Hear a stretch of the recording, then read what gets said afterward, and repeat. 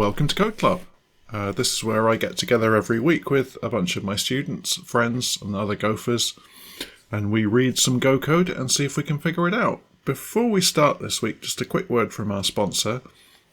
I just released my latest book in the For the Love of Go series, so this is For the Love of Go Data, and you will be learning all about Go data types, structs, slices, maps, and related things while building an online bookstore in Go. So that sounds like fun.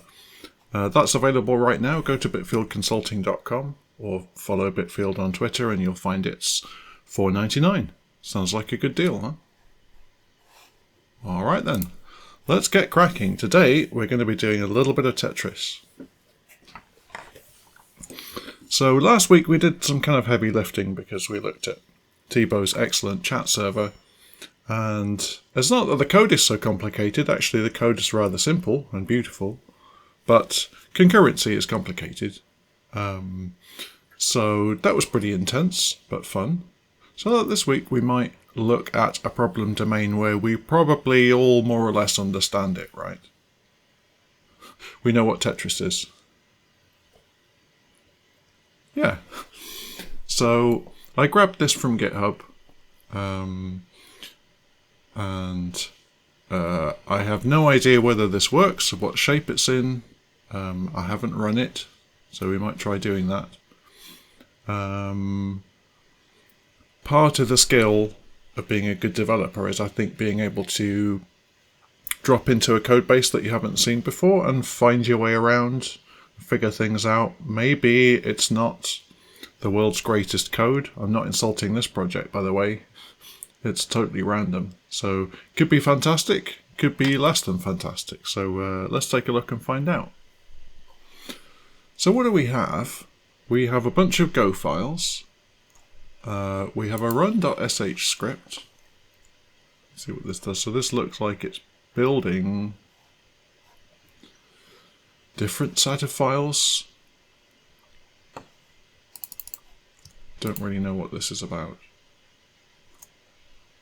But clearly this is intended to run as a binary because we have a main.go. That's usually a good place to start, isn't it? Shall we start there?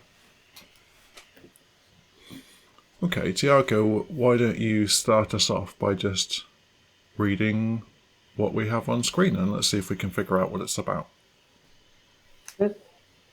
So we are declaring the package main. Let me crank up the size a little bit.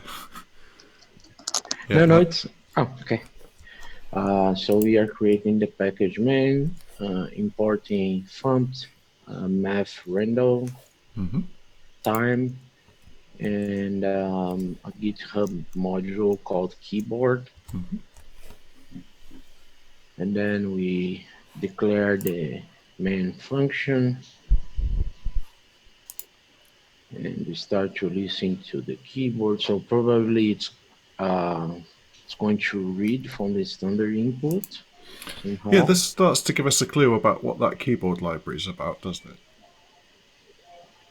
I don't have a hover tip here, but that may be... Let me just see if I can make that work, because can we just build this? No.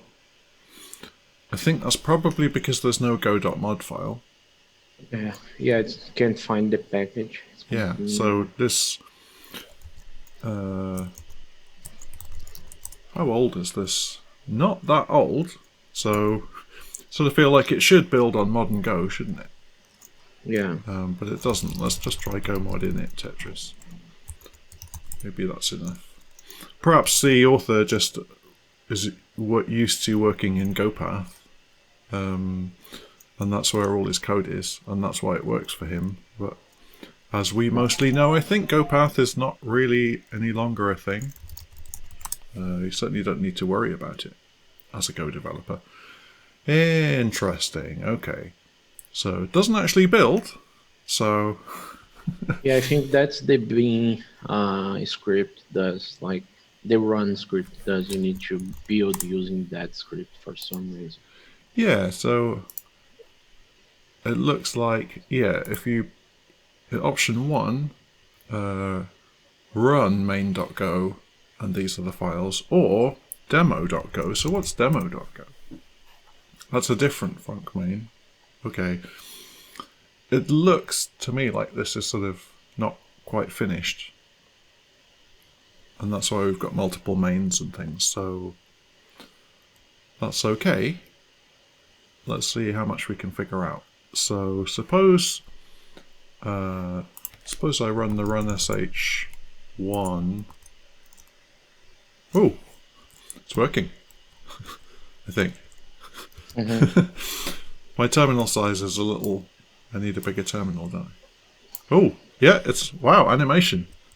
This is cool. I don't know what the keys are. I tried left It's not and right. the arrow, no? Oh,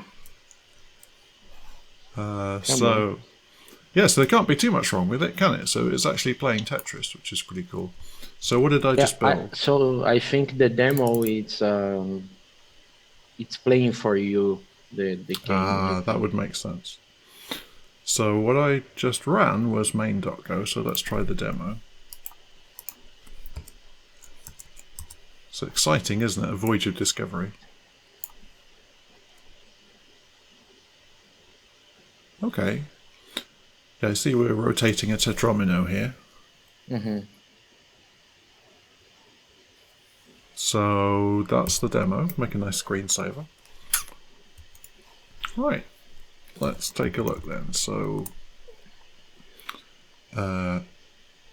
yes, a compiler doesn't like it because we've got two files with func main in. So let me just rename this to go to.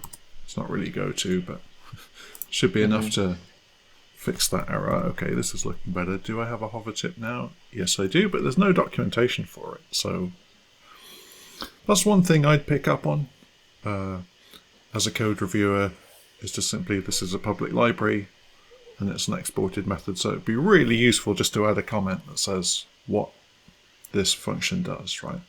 It's amazing how helpful that is, because people might think, well, they're going to go to GitHub and read all about it, or maybe they'll read on the GoDoc site. But if you're just looking at the code here, we have nothing.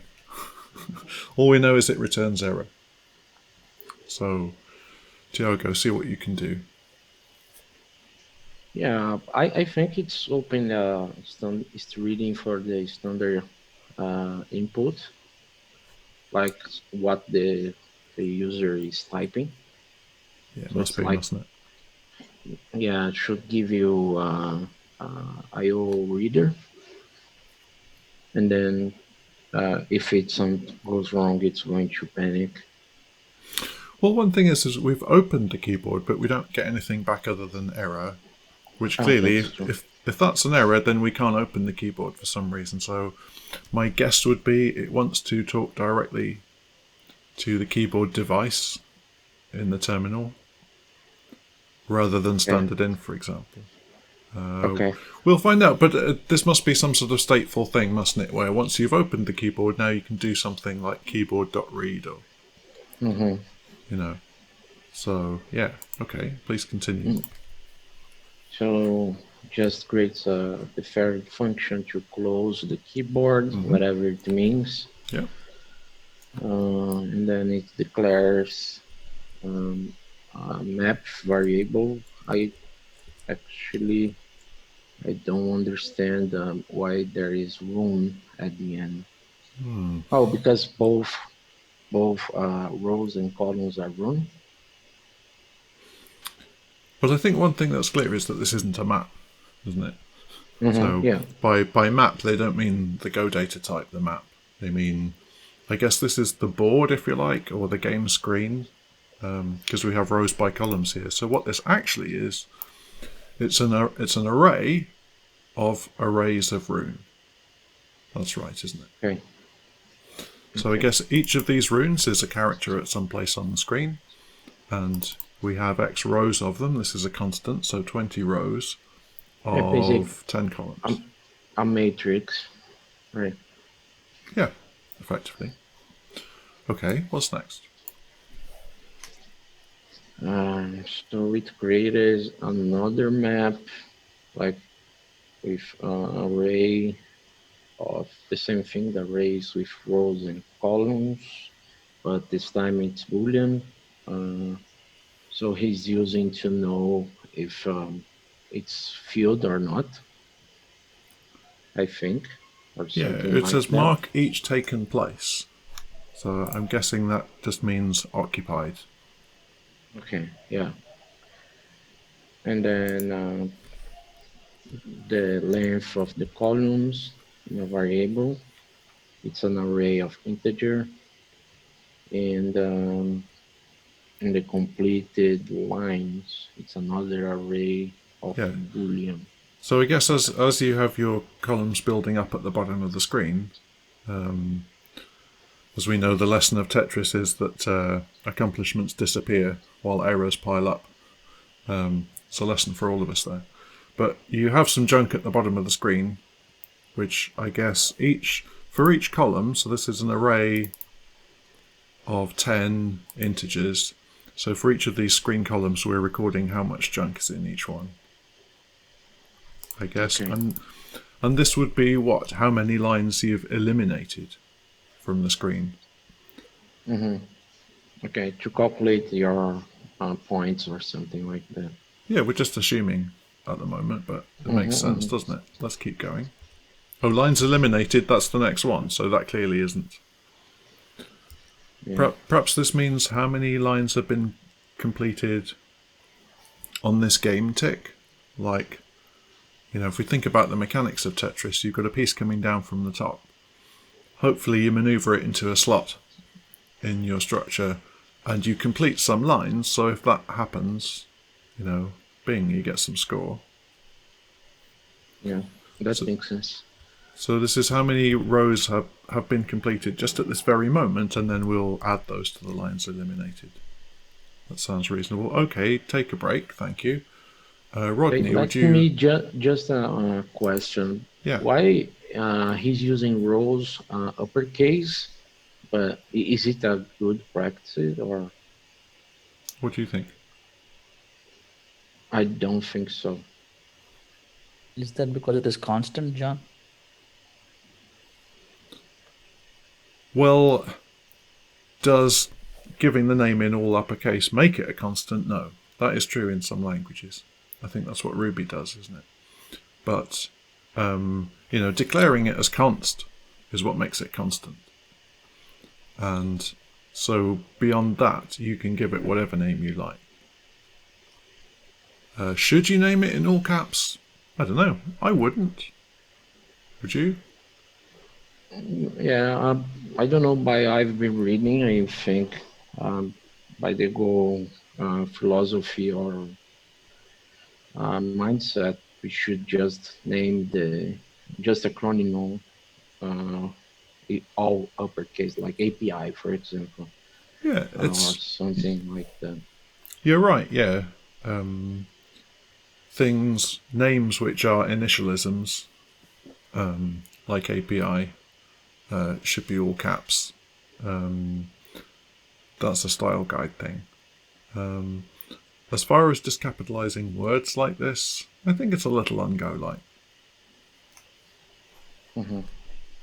Okay, thanks. So, okay, Rodney, would you like to take over from here and just walk us through what we're seeing? Okay. We were at line 30. Yeah. All right. So I do not. That's. We don't know what any of these things are, but Yeah. let's see what we can figure out. So We're calling a that's function init lengths. yeah, with the parameters And we're passing it something. What are we passing? the columns and the lengths. I don't know. What does that? What's that ampersand mean? Yeah, that's a pointer indicator. So that's saying Okay. we're not passing the value of Ancol's lengths. We're passing a pointer to it, presumably so that this function can modify it. Okay. There'd be no point giving it a pointer if it wasn't going to modify it, and if you didn't give it a pointer, it couldn't. Okay. So And that's So it sounds like this is going to, from the semantics of it, it sounds like this is going to set this value to something. Or set this array to something. Okay. Presumably at the start of the game, all of these columns are empty, right? Right. Makes sense. So, okay, carry on. And then that looks like he's doing the same thing on the next line, passing the pointer. Init checklist. Next. Yeah, we said Well, these are the game pixels, if you like, which are occupied. Okay, so presumably we're going to be initializing this to all empty too, right? Yeah, and that checklist. Okay, what's next? And then Tetris map is doing the same thing with a pointer. Yeah, that's this one. That's a room. Yeah. So we're probably going to zero that all out too, aren't we? Okay. We can check that later, but yeah, sounds reasonable. And then the net completed lines doing the same thing from that. This is a bool. Yeah. Presumably also no completed lines at the start of the game, so... Alright, looks like we're getting into something here, doesn't it? So what do we have here? Defining variables are int. From the first declaring that variable, it's an int. Then the next one declaring another variable for x and y. Yeah, I'm reading this as current y and current x. So start dropping from the first row. Makes sense. So presumably row 0 is the top of the screen, according to that. Yeah, no y. Yeah. Dropping starts from the middle. So that's the x. So yeah, so the screen's like 10 wide. So we start at 4. Okay, reasonable. What's next? And it's printing the matrix, and then it's declaring multiple variables. Yeah, so print matrix sounds like it displays the game screen, doesn't it? Yeah. So we've done all this. And you were saying that's not a map. Sorry, he's saying it's a map, but that's not really right. A data map within. Yeah, we're using the term map loosely here, and this. If we had really good style, I don't think we would name our variable something map, even if it were a map, right? Right. Because we don't need to do that in Go because the compiler remembers what types things are, so we don't have to. So you know. I think what he meant is like the game map, like the screen. Like this was not referring to a variable, I think. Yeah, that's right. But it's a little confusing because you look at it and immediately assume, yeah, that must be some kind of map. Yeah, that's true. But it isn't. It's an array of arrays. So we are where we are. Okay. What do we have here? Multiple declare variables.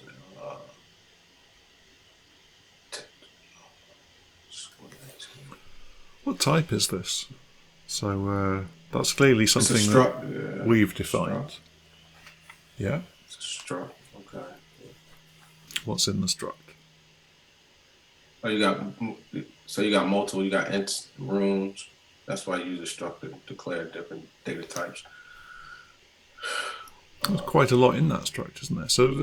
So clearly this represents one of our Tetris pieces, or tetrominos, if you want to be a mathematician about it.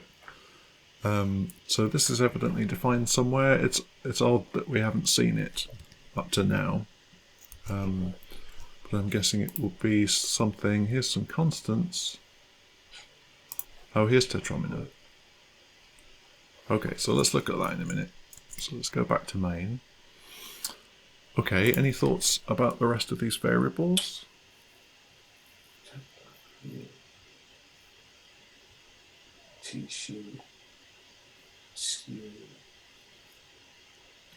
Anybody like to jump in and see if this makes any sense to them?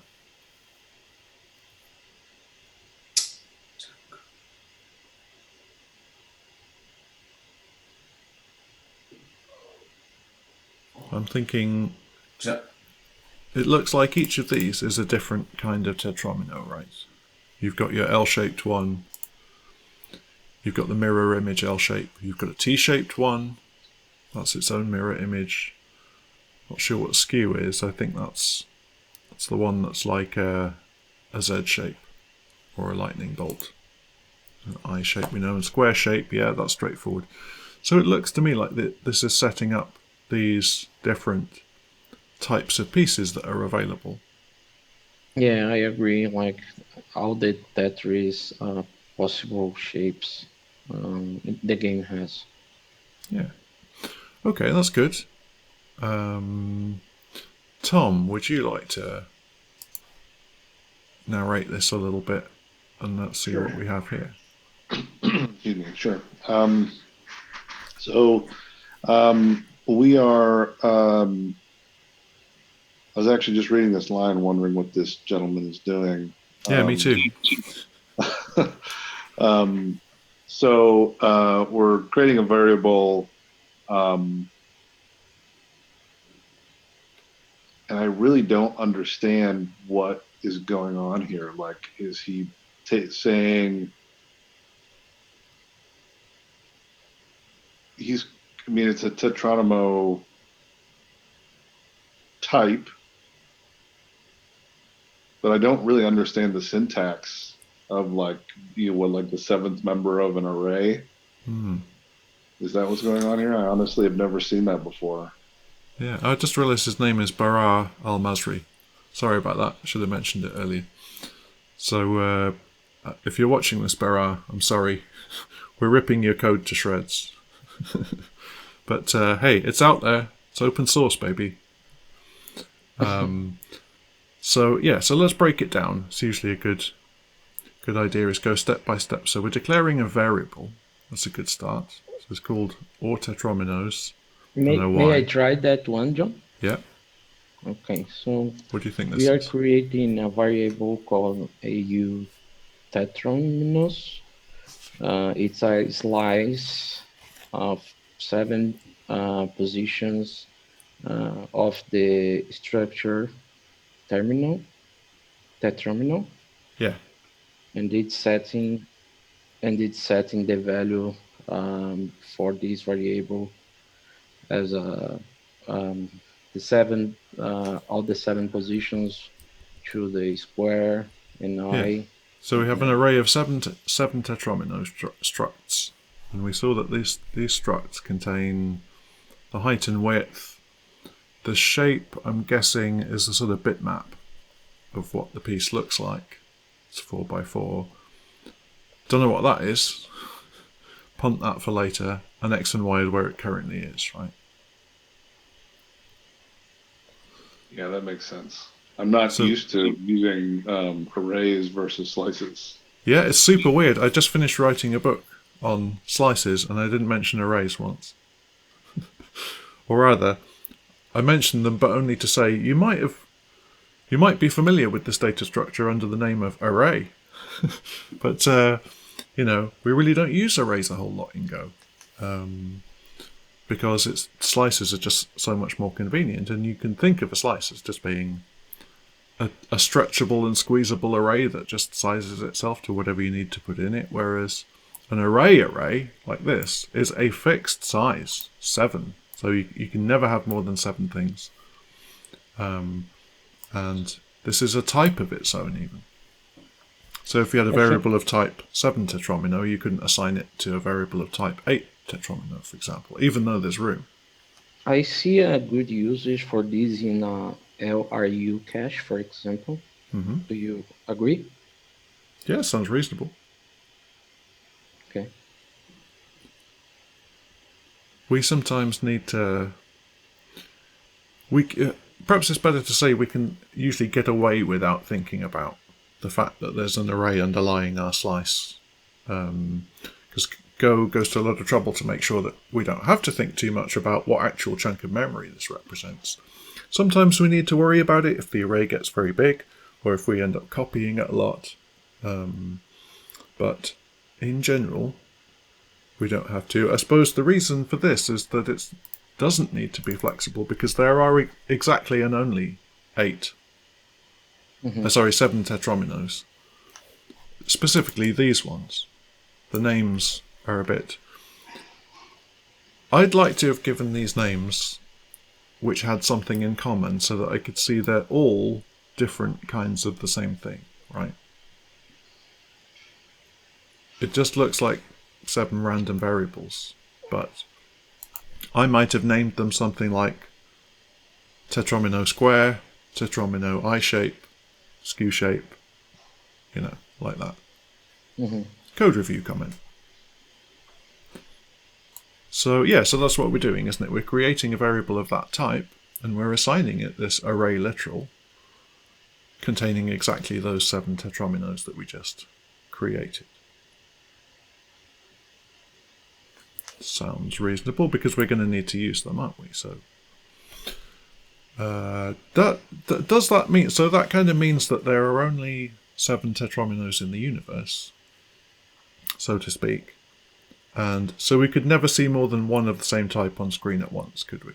I guess that's sort of implied by this data structure, isn't it? Because you could have just said slice of tetrominos, when you create one, add it to the slice, Sorry, go ahead. It doesn't seem true to me, like if I think about the game itself. Yeah. It's a while since I've played.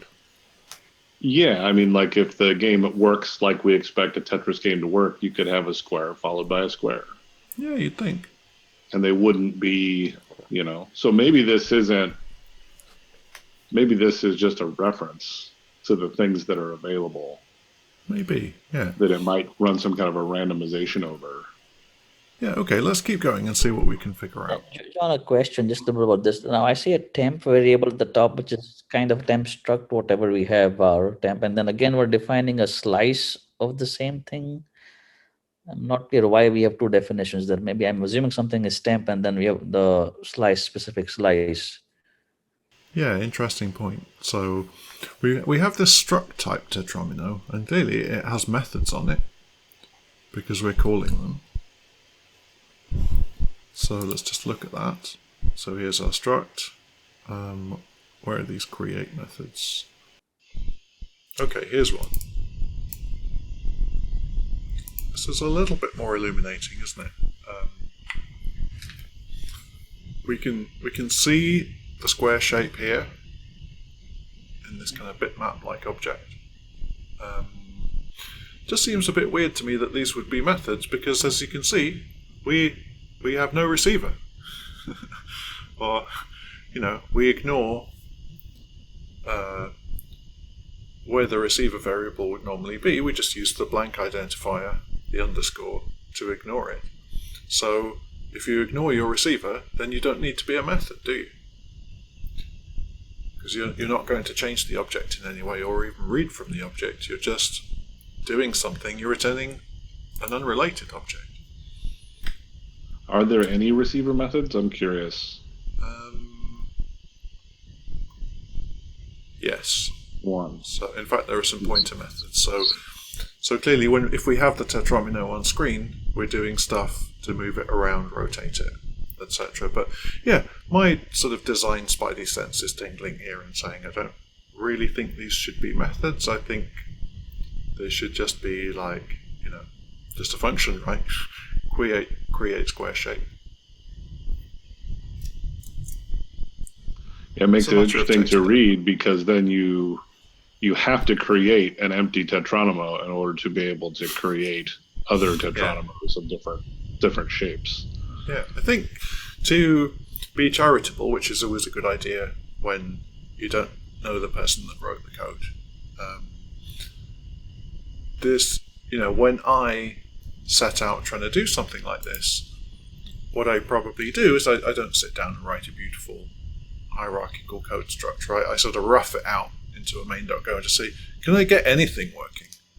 Can I draw something on screen? Like, could I animate something? Could I read the keyboard even? So I'll probably just start jamming code into main.go, and it might look a bit like this. And I suspect that's the stage we're at, isn't it? We just kind of, get the game vaguely working. And then, once we know what the shape of it is, we can start refining it into a beautiful, well-designed package or set of packages. It's an iterative process, isn't it, as we know? Okay, carry on, Tom. You're doing well there.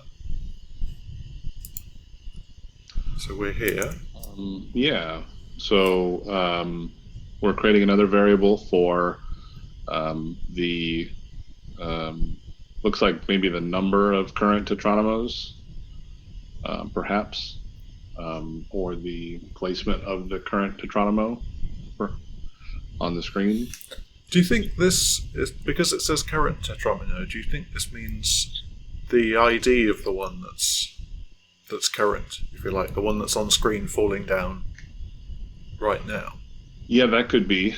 Because we have an array of 7, each of these is uniquely identified by its array index, right? So Tetromino 0 would be the square. If you hover over Tetronomo, I'm curious, does it have a field on it that refers to, hard to say. What were you looking for? I was looking for an ID, if there was indeed an ID. Yeah. Yeah, no, I think because there's a the idea comment. Tetronomo index, it says in the comment.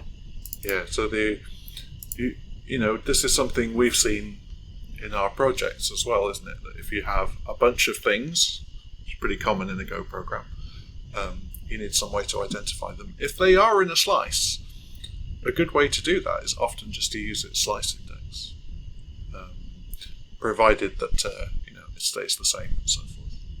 Sure. It's only if you start doing something with them, like receiving them from the network or writing them to disk and back or whatever, that you maybe have to create a more permanent ID. This sounds to me like, which Tetromino is on screen right now? Oh, it's the square one. That's my guess. That makes What sense. about this? What do you think? That seems to me like it's a pointer to, or it will eventually be assigned to pointer to said Tetronomo that's on the screen. Yeah, these variable names remind me of C, right? If anybody remembers when Windows was a thing, people used to write C programs like this. They would use initial letters to indicate the type of the variable. Like you would prefix the names of string variables with S, or I guess this might be array of U for user-defined type, something like that. And this would be pointer to user-defined type. I think it's called Hungarian style, isn't it? Needless to say, this is not Go style, so this definitely isn't the conventional way to do it in Go. I don't say you shouldn't do it, because you can do whatever the heck you like. Your GitHub, your rules. But That's true. certainly not what I teach. Partly because we don't need it, right? We just hover over it to see what it is. So we always know exactly what type of variable is. That's what it is to have a typed language. So.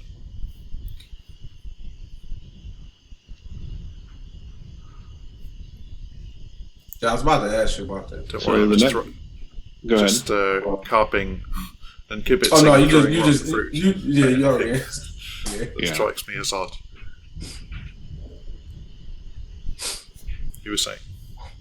I was saying, just kind of moving on, this next thing, we're making a channel, an unbuffered channel of type rune. Keystrokes. it That looks like. says, that looks like it would be for sending in a keystroke to be processed.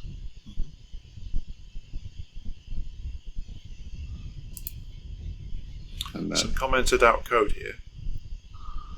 This is another thing that I preach against all the time.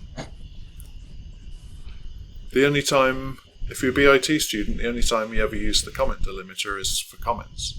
But we don't write those either, because we don't need them, because the code's so simple and obvious. So, I digress. Sorry, Tom.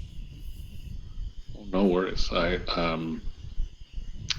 So I was just kind of reading the comments here. The next thing we're doing is to create a separate go routine for this function. We're back to go routines again. Yep. Thought we were going to get away from them this week, but Apparently not. They come up a lot in Go, surprisingly. And inside this go routine, I'm essentially going to run an infinite for loop, or for loop that never ends. It looks like it's essentially getting results from the keyboard. Yeah. What else does this return? It returns a rune, a key, and an error. We're ignoring the error. Something else you would never do at my school.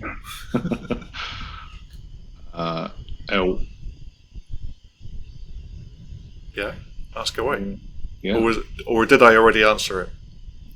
Yeah, okay. Yeah, so we're more ignoring the key also, or just paying attention to the rune. And then we're going to check where is the C key char? Oh, that we just defined C key char. So if what we got back from the keyboard is a non-zero value, then send it back or publish it on our channel. Yeah, so what's this go routine really doing? It's listening for keyboard. It's listening for input from the keyboard. Yeah, so it's if you've ever written games without go routines, you probably have some big loop, which is the game loop, and you sort of do stuff like draw the world, update the positions of everything in the game, and then see if the user's pressed a key, and if so, do something about it. And that leads to sort of really unresponsive games where, you're jamming the keyboard going, jump, jump, and it's not jumping.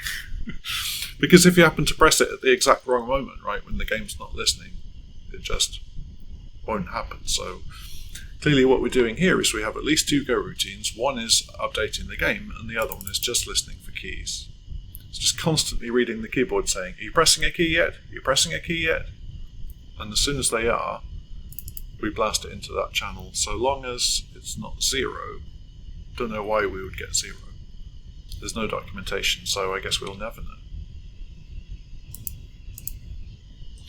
Presumably they found that out when they were testing it, that there was something that what didn't work the way they expected. Yeah, maybe. Okay. Let me see if I can figure out this bit. So, rotation state is a bool. Is rot used? This is not super clear to me what that's about. Let me just busk through it. Game state boolean, well, that's really obvious. Yeah, the thing about things that are really obvious, smiley face, when you're writing stuff, is not necessarily obvious to the people reading it. In fact, it can be really far from obvious. So it's probably a good idea to avoid saying things like that in comments, because it kind of makes you feel like if you don't understand it, you must be super dumb, right? I mean, even the authors commented to say it's really obvious. He could have used those words to explain what it actually is. Or if it's really obvious, you don't need to add a comment, right? Yeah, exactly. That would be much better. The name itself, in context, tells you what it is. And I'm going to guess this just basically means game running. Game is not over, kind of thing. There's usually a variable like that, isn't it? So game speed, yeah, presumably the bigger that number, the faster the game goes, or the other way around. So here's the game loop. So we knew there would be one. So let's take a look. Tiago, how do you feel about starting us off on the game loop? What do we have? I can try. Okay, here we are. This sort of validates what we were saying, doesn't it? So this is for game still running. Mm-hmm. Okay. Yeah. So it set the variable pu block to a pointer to the slice of Tetronymous getting the current tetronymo variable, which is 0, meaning that's going to take the first position. Yeah, so we said this is the thing that identifies what the current tetromino on screen is. And that number indexes into the slice of all tetrominos in the universe. And we are doing that. We're fetching that specific tetromino that is the current one, and then we're getting the address of it. Okay, carry on. And then we are setting the x variable of pu block to the current x, Yep. which is 0, and the y to current y minus pu block h minus 1. So this is the current block, and so for the square, I think that was 4. Oh, sorry, 2, isn't it? So the square is 2 by 2. So we're saying the current y started at 0, because we said 0 was the top row. So for the first game tick that ever happens, we start with the square tetromino. We set its x to be, I think, 4. Dropping starts from the middle. We set its y to be 0 minus its height minus 1. So 0 minus 1 is minus 1? That sounds wrong. Height minus 1 because of 0-based arrays. That's a bit puzzling. Yeah. Oh yes, I see. So the y coordinate of the current tetromino is minus 1, meaning its top left corner is off the top of the screen, isn't it? That would make sense, because you don't appear on the screen in one go. Your bottom row appears first, and then you animate down, presumably. So. Right. Yeah, you're doing great. I'm just explaining it to myself to make sure that I understand it. To me too. Everybody. So if the current y it's bigger or equal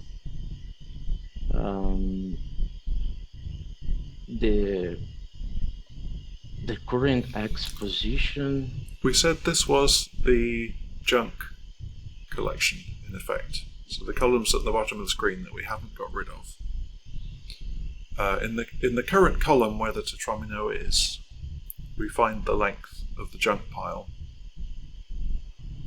And we say if the current y is greater than or equal to, in other words,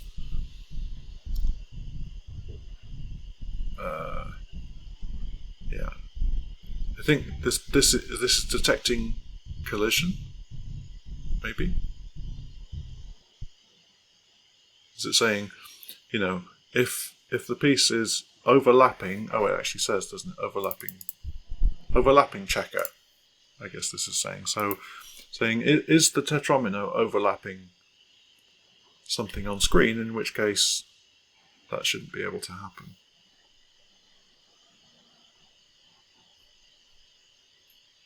Yeah, that's weird. Yeah, don't worry if it's not clear to you. I'm pretty sure it's not clear to anybody, or if it is, they should say, because it would be really helpful. Yeah, so we after that we call the init length function again, passing the pointer with the length of the columns. So it's going to init this, but we have initted it before, no? Yeah, I thought so too. And I don't see how this could be possible, because we know in Tetris the shapes do not in fact overlap stuff that's on screen. Yeah. So, okay, we're often in this situation though, aren't we, that we look at code and basically it's not clear from glancing at it, and we think about it a bit harder, it still isn't super clear, so we just have to deal with it. We live in a world of confusion. This is just a tiny bit more. So let's keep going and understand as much as we can. Okay. Might become clear later. and then it calls check Tetris map and best the main map, the HUC. Yeah, let's just see what this does, shall we?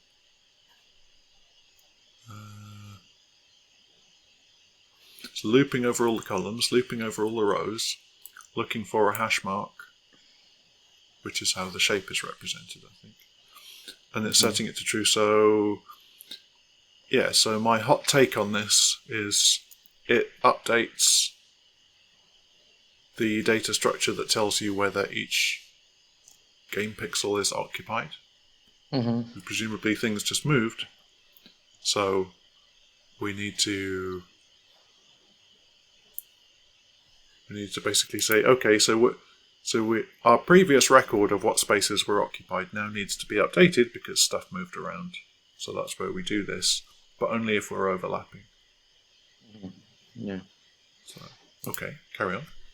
Okay, so the second statement, start loop to avoid overlapping. Again, this overlapping. If a shape hits the ground. Right, that would be 0.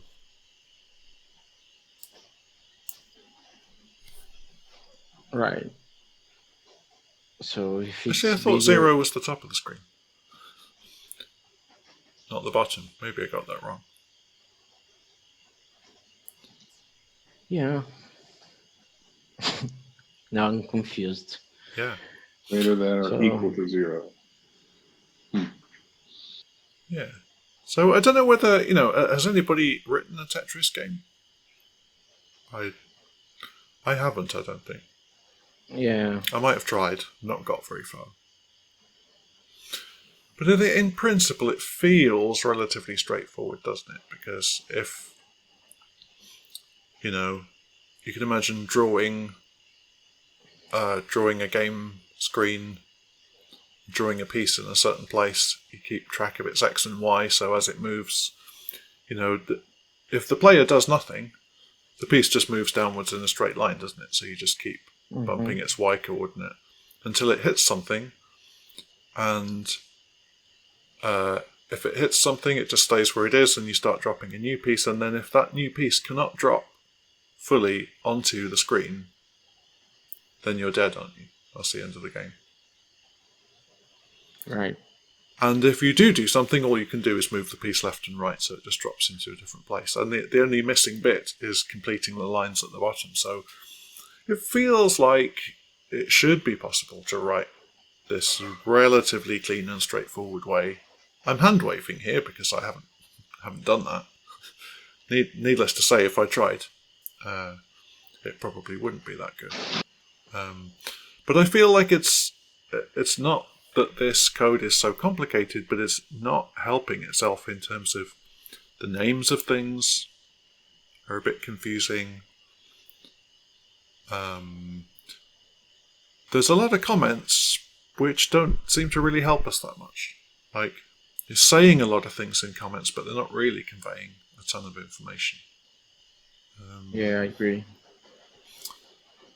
So, And why you would add 0, like in the current patrimony? Why handing +0? so we're picking a random number between 0 and 6. And 7. Yeah, and 6. Yeah, so randin 10 returns numbers up to but not including the number you give it. Right. So 0 to 6 plus 0, is that because this returns an int? Yeah, not sure. Maybe it was originally +1 and then something else changed, and then it needs to be 0 now. So this would be a good refactoring, wouldn't it? You could come to this and go, yeah, +0 is kind of the same as not saying anything at all. Yeah. I feel so sorry for the author of this. I think that maybe next week we should get some of my code up and tear it to shreds, because believe me, we find a ton of stuff there too. We always find stuff. No, yeah, but I think it's useful to go over this code too, because we ended up like having to deal with it. So. Yeah, it's nice to look at really super beautiful code that's been polished and polished. Mm-hmm. Because we can kind of get ideas from it.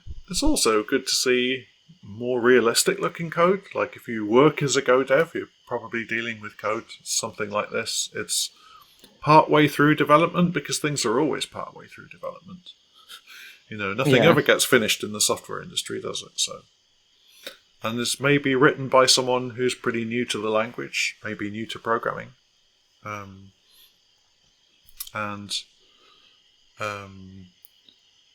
we can think about, what things would we do different, knowing what we know, and if it looks like there's something a bit weird, maybe there's a reason for it which isn't obvious, or maybe it's just wrong, or the author got mixed up or something. That can happen too. Mm-hmm. So I think we're getting a bit short of time, so I think we better just kind of summarize the rest of what's left here, just for a sense of closure. But clearly, the rest of this game loop is that we need to sleep a tiny bit, just so we're not running as fast as the CPU will run, which is probably too fast. Handle left and right movement. Oh, those are the keys. Okay, they could have said. I was using the arrow keys. No wonder I got nowhere. Q for quit. Okay, that makes sense. Detecting the edges of the screen. Animate the block itself. Is the game over? In this case, it's just simply because a column reached the top of the screen, I assume. And this is basically updating the screen. Oh, eliminate lines, if you made any. Still remember the buzz from getting 4 lines in one go. That was the real secret to this game's popularity, wasn't it? If you were alive when this game was popular, which I was, you remember that. Draw it on screen and print your current score, I guess. So how many lines? You cleared. Debug code. Commented out. So it's worth saying one thing here, isn't it? Is that can we think of a better way to handle debug output? Because we know we always need it, but we also need a way to turn it off. What could we do instead of just commenting it all out? Log level.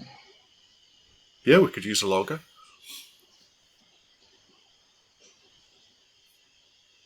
Or even some kind of debug flag. If you run the game with the debug flag, it tells you anything and everything about what's going on. Or what you could do is you could just create a logger which you always log to, and if you don't want debug output, you just set that logger to something that goes nowhere. ioutil.discard is provided for this purpose. It's an IO writer which you can write to as much as you like and it all just disappears. It just goes nowhere. It's like dev null on Unix-like systems. So that's useful to know. So that's our debugging. And game over. And there's some stuff we didn't see, but I think we got the general idea, didn't we?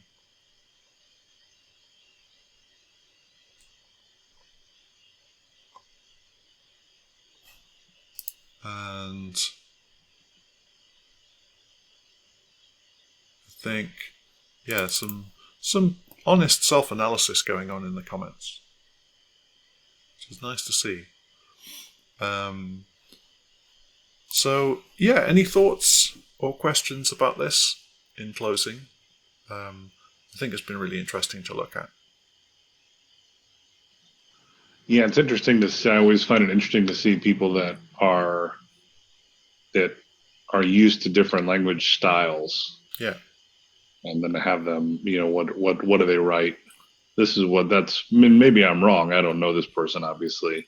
Yeah. But no, I know exactly what you mean. It reads to me a lot like they wrote code in other languages and came to this one to write a Tetris. Yeah. And of course, I teach Go beginners, but they're not necessarily beginners to programming. So I can usually tell when someone's come from Ruby, when they've come from Python, when they come from C++, or Java. If they're from Java, everything's an object with a ton of methods all over it. Getter and setter methods, all of this. It's just like, that's not bad. It's just,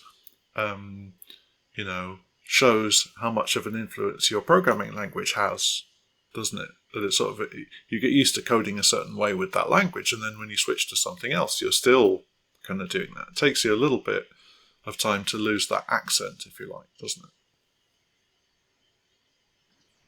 Sure does. Yeah. Well, thank you very much for being here. This was fun. So we'll do something different next week, and I'll talk to you then. Thank you, guys. Have a great weekend. Bye, everybody.